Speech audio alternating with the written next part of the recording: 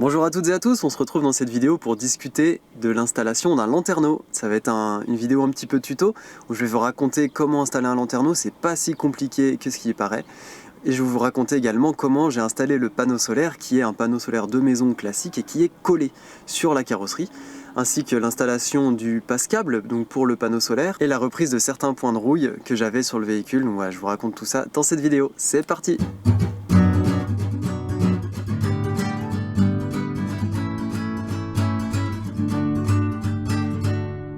Alors premièrement, on va se faire un petit plan de ce qu'on peut faire sur la toiture, puisque déjà le panneau solaire, il prend 2 mètres carrés. Moi, j'avais pas non plus une place infinie, puisqu'à l'avant, ça commence à s'arrondir avec la capucine, donc je peux pas mettre mon lanterneau trop devant.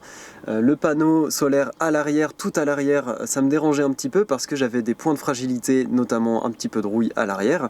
Donc voilà, il faut jongler un petit peu entre tout ça, et finalement j'ai choisi de mettre le lanterneau ici, puisque c'était pratique dans la carrosserie, et c'était surtout devant mon panneau solaire, pour éviter un petit peu qu'il prenne trop de vent. J'avais envie de placer le lanterneau devant le panneau solaire. Donc ça c'est la petite astuce pour éviter que le panneau solaire prenne trop le vent, qu'il y ait moins de prise au vent dans le panneau solaire et que l'air en fait s'échappe avec le lanterneau un petit peu par-dessus le panneau solaire pour éviter de la pression d'arrachement du panneau. Donc là on va parler un petit peu de l'installation du lanterneau. Vous allez voir, c'est pas si compliqué que ça. Dans la boîte du lanterneau, normalement vous avez un plan. C'est une feuille à l'échelle avec des endroits où percer et où couper. Donc c'est le seul endroit où il ne faut pas se louper dans l'installation d'un lanterneau. Tout le reste, on peut reprendre et revenir dessus. Mais alors là, une fois que vous avez coupé la tôle, il n'y a pas de retour en arrière, surtout si c'est trop grand. Si c'est trop petit, ça va, on peut encore y revenir. Mais si c'est trop grand, c'est compliqué. Moi j'ai fait ça du premier coup, j'ai juste posé mon plan, j'ai tracé au marqueur à l'intérieur, hop, j'ai enlevé le liège que j'avais projeté évidemment, pour pouvoir pré-percer et puis ensuite faire mes découpes. Une fois qu'on a tracé son carré, on peut vérifier les diagonales. Il faut que les diagonales soient de la même longueur, puisque si les diagonales ne sont pas de la même longueur, c'est que le carré n'est pas exactement juste. Vous avez toujours une marge de manœuvre. Si vous faites un petit peu trop grand, de quelques millimètres, c'est pas trop grave. L'important, c'est que le lanterneau il rentre dedans et puis qu'il n'y ait pas un jour surdimensionné non plus.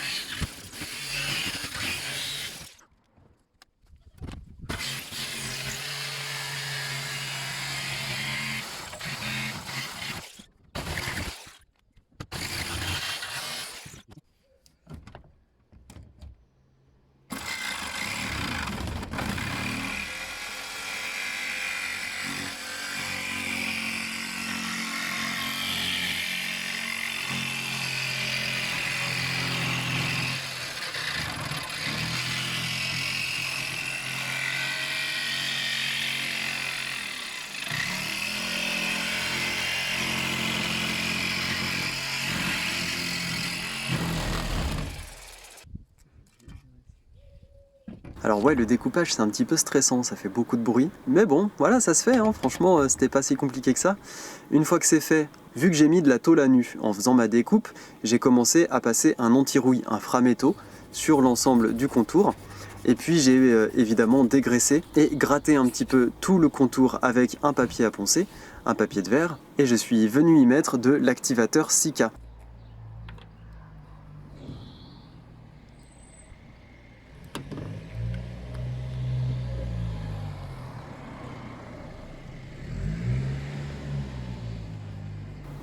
Donc moi j'ai collé le lanterneau au Sika, c'est une colle qui gère à la fois l'étanchéité et à la fois le maintien du lanterneau, donc ça colle et ça gère l'étanchéité. C'est une colle qui est assez souple, donc qui est résistante sur les tremblements, à l'arrachement, etc. Et donc qui est étanche. Et pour l'appliquer, il faut évidemment que sur notre carrosserie, il n'y ait pas de poussière, que ce soit bien dégraissé, qu'il y ait de l'accroche sur la carrosserie, donc c'est pour ça que c'est important de poncer. Et avant de l'appliquer, le Sika, je suis convaincu que c'est important d'y mettre l'activateur, qui va venir activer la colle pour que vraiment elle soit bien adhésive à la carrosserie et gérer une étanchéité parfaite. Installer un lanterneau, c'est 2 coups de stress. Le premier, lorsqu'on coupe la carrosserie. Une fois que ça s'est passé, le deuxième, c'est d'assurer une étanchéité qui dure dans le temps. Une fois que vous avez bien préparé la carrosserie comme on a vu juste avant, il faut être assez généreux sur la quantité de silica à apporter. Donc moi j'avais commencé à faire le contour de tout mon lanterneau en face intérieure, où j'en avais mis beaucoup et je suis venu appliquer ça en forçant un petit peu pour que ça dégueule sur les côtés. C'est important que ça crache comme ça là sur les côtés. Hop, on maintient et puis après on va venir lisser le contour.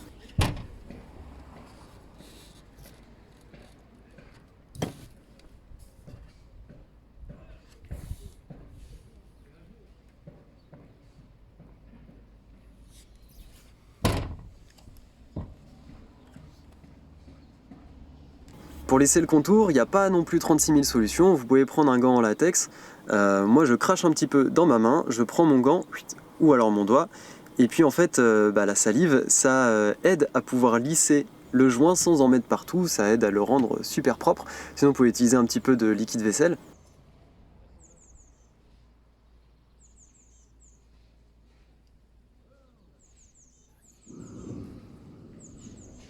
Et voilà, du coup on vient lisser comme ça tout le joint sur tout le tour et puis s'assurer qu'il n'y ait pas de trous, d'impuretés, qu'il n'y ait rien qui puisse en fait traverser. Pour un petit peu vous donner un ordre d'idée, je pense que la taille du joint du lanterneau doit faire à peu près 2 cm à 3 cm sur tout le tour du lanterneau. Donc c'est beaucoup de colle à y passer. Je pense que j'ai passé plus d'un tube juste sur l'installation du lanterneau. Ça c'est collé, ça a pris le temps de sécher, j'ai vérifié que ce soit bien sec avant de mettre le contre-cadre. Moi je vous recommande le modèle Fiamma, qui est un modèle 40 par 40. Mais non, c'est pas Fiamma ça.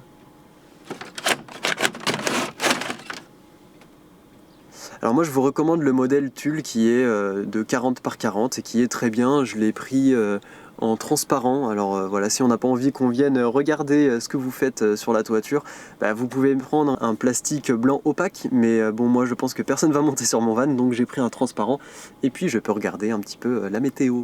Et voilà pour l'installation du lanterneau. Je vous incite à le faire, franchement ça ne demande pas trop de temps, c'est pas si compliqué, ça vous fait faire des économies. Tout ce qu'il faut c'est de la colle et du courage.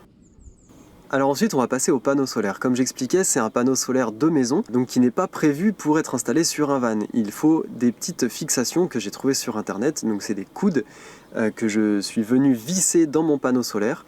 Alors là ça a été une bonne galère et j'ai cassé plusieurs forêts à essayer de percer juste le montant, la structure du panneau solaire, et j'y ai inséré des tiges filetées en acier galvanisé, donc qui sont anti-rouille. Et donc tout ça je les ai fixés avec des écrous-boulons freins, donc qui évitent de se dévisser. Tout ça encore une fois c'est pour éviter que ça se détache puisque le van il va trembler.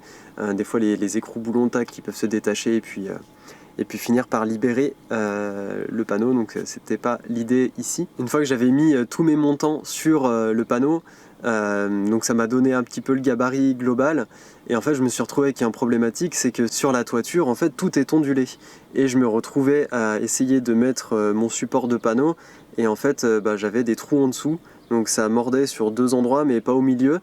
Et là j'avais un petit peu peur parce que voilà, c'est quand même un panneau de 2 mètres carrés, ça a une grosse prise au vent et un potentiel d'arrachement, surtout si je roule à 130 imaginons. Donc j'étais un petit peu flippé de ça, et si je voulais utiliser que de la colle pour rembourrer tout l'espace entre ma carrosserie et puis ma structure du panneau solaire, j'aurais dû dépenser je ne sais pas combien de tubes de colle pour reboucher tout ça. Donc en fait ce que j'ai fait c'est que j'ai acheté du plat PVC, donc c'est des petites plaques de PVC qui coûtent pas grand chose en magasin, je les ai découpées et en fait je suis venu les coller les unes par-dessus les autres jusqu'à retrouver l'épaisseur qui arrive jusqu'à mon petit coin qui fixe le panneau solaire. Et puis donc tout ça je les ai évidemment collés avec de la colle Sika, avec l'activateur, avec une bonne préparation de la surface en dégraissant, en nettoyant, en dépoussiérant et puis en gratouillant un petit peu au papier de verre pour créer de l'accroche. Et voilà, une fois que j'ai retrouvé ma surface plane à chaque endroit où je voulais y poser mon plot de panneau solaire, j'ai pu venir coller mon panneau entier sur chacune des fixations du panneau. Donc là ça fait 3 ans que mon panneau il est collé comme ça et ça n'a toujours pas bougé, il n'y a absolument pas de signe d'arrachement possible, il n'y a pas de fissure ou quoi que ce soit. Donc voilà, c'est collé, la colle Sika c'est très résistant. Alors pour le passage de câbles, il faut évidemment définir à quel endroit on perce pour pouvoir mettre les câbles à l'intérieur et puis les ramener à votre espace électricité à l'intérieur. Et puis en toiture, moi j'ai mis un petit point de colle Sika encore une fois sur les câbles pour éviter qu'ils tapotent entre le panneau et la tôle. Donc là j'ai mis des petits points de colle à 2 endroits pour éviter que, voilà, que ça vibre et puis que ça fasse clong clong clong clong, enfin que ça fasse du bruit sur la carrosserie. Le passage de câble, c'est un peu comme finalement le lanterneau ou le panneau solaire, donc c'est simplement de la préparation de surface. Et puis je suis venu en coller encore une fois, lisser au doigt mouillé le joint pour une belle finition toute lisse. Et puis voilà, l'étanchéité c'est faite et je me suis retrouvé avec le passe-câble étanche comme le lanterneau l'est et ainsi que les fixations des panneaux solaires. Enfin, la reprise de point de rouille. À l'arrière du camion, moi j'avais pas mal de petits endroits qui étaient pas très jolis. Je pense que en fait, l'ancien propriétaire avait dû reculer dans un arbre ou je ne sais quoi. Et il y avait des petits points de rouille à différents endroits. Donc ça, c'est important de les traiter avant que ça devienne catastrophique. Donc c'était des 1 mm de points de rouille, sauf que en fait, quand on gratte, on voit qu'il y a un réseau de rouille qui s'est développé en dessous de la peinture. Donc il faut gratter un peu plus large. J'en ai repris une bonne vingtaine. Une fois que c'était la tôle à nu et bien propre, j'ai juste passé du framéto, j'ai passé plusieurs couches et puis ça m'a fait un petit mélange tacheté noir sur la carrosserie que finalement j'ai toujours pas repeint puisqu'en fait j'ai envie de garder un œil dessus. J'ai pas envie que ça continue de rouiller, de continuer à attaquer la carrosserie, donc je préfère garder un œil dessus. Et là l'été dernier, donc 3 ans plus tard, je les ai encore mis à nu une deuxième fois et j'ai repassé du framéto parce que pour le moment j'ai pas encore trouvé de solution pour vraiment arrêter la rouille. J'espère que ce partage d'expérience vous a intéressé et vous a apporté quelques connaissances pour vous lancer dans votre aménagement. Dans la prochaine vidéo, on va discuter de l'électricité, à savoir le dimensionnement, l'installation des différents éléments qui composent tout l'ensemble de l'électricité, donc la batterie, le contrôleur solaire MPPT, le convertisseur pour faire du 220 volts et charger notre ordinateur ou votre sèche-cheveux si vous avez envie. Donc on va parler aussi du dimensionnement de la batterie, ainsi que des éléments de sécurité, c'est les fusibles. On se retrouve dans la prochaine vidéo. À bientôt, ciao!